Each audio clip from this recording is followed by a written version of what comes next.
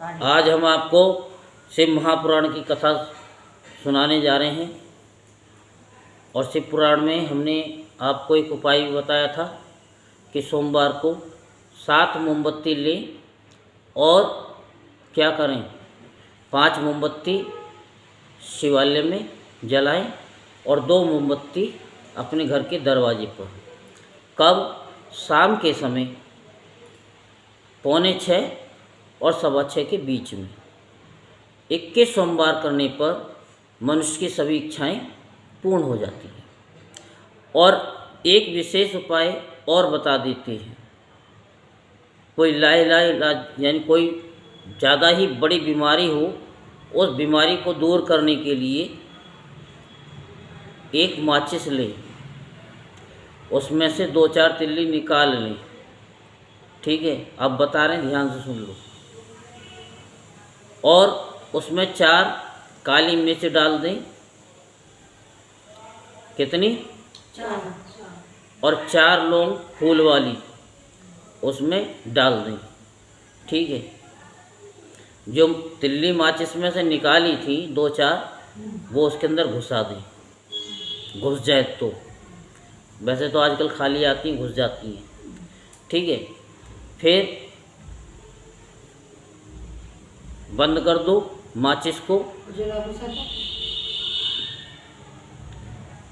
और ना, अगर ना घुसे तो माचिस के ऊपर रख दें। ठीक है, और एक काली टेप आती है जिससे जो वायर में लगाते हैं, चिपकाते हैं, लपेटते हैं, जैसे वो लपट रही है। ठीक है, तो जैसे डॉक्टर का निशान होता है, टेप को लें, ऐसे चिपका करके तोड़ लें। फिर ऐसे ही फिर इधर से चिपकाएं, इधर तोड़ करके उसको चिपका दें। उसी के अंदर माचिस की तिल्ली यानी उसके ऊपर रख करके टेप। हाँ, ठीक है। और जो बीमार व्यक्ति है वो तो है ही, और कोई सबसे ज़्यादा दारू भी पीता हो उसके लिए भी है।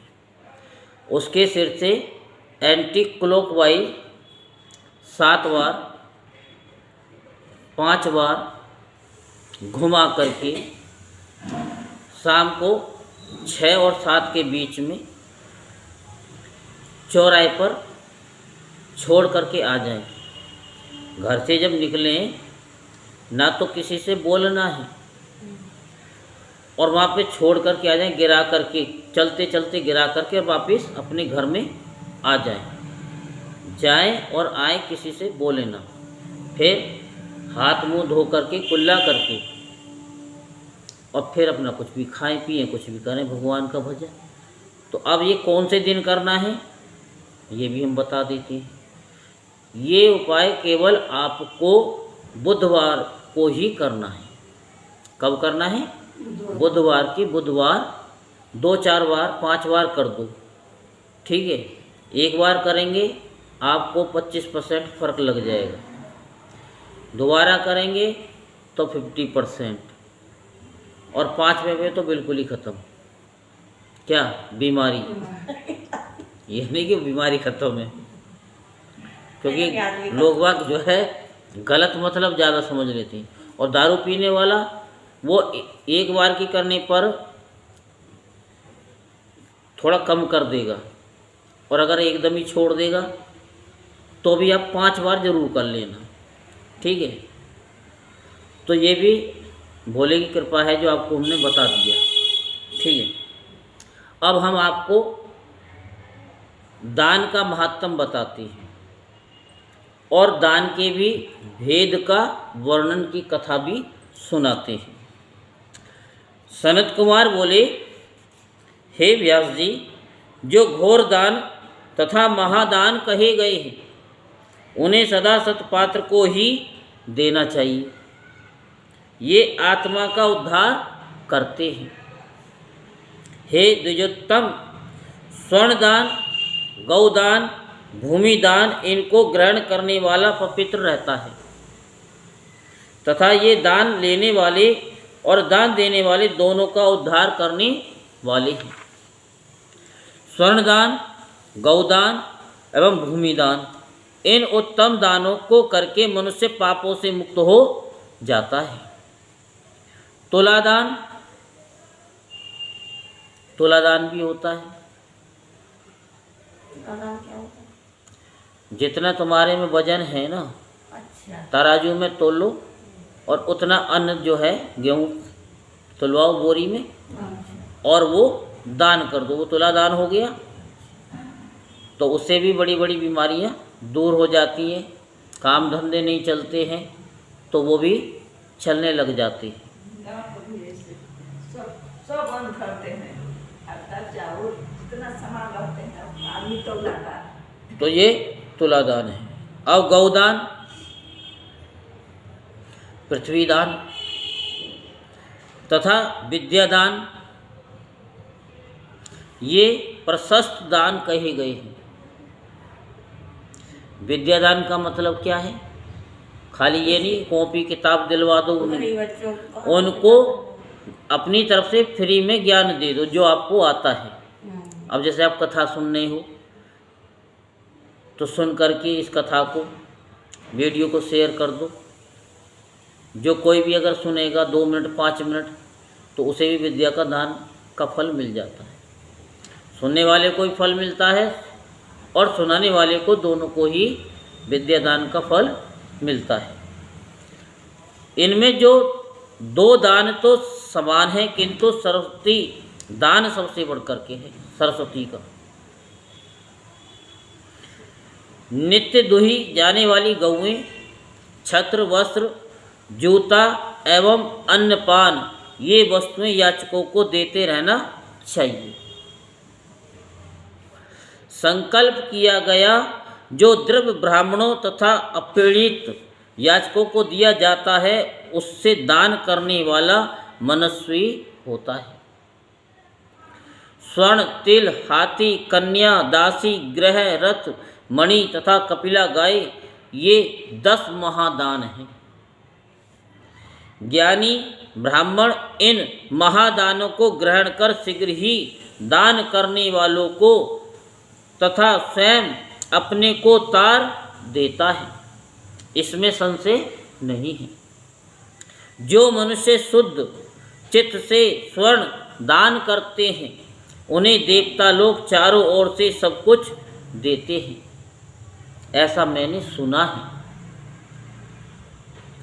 अग्नि सर्वदेव में है और स्वर्ण अग्नि स्वरूप है, अतः स्वर्ण का दान करने से मानो सभी देवताओं को दान दे दिया गया है।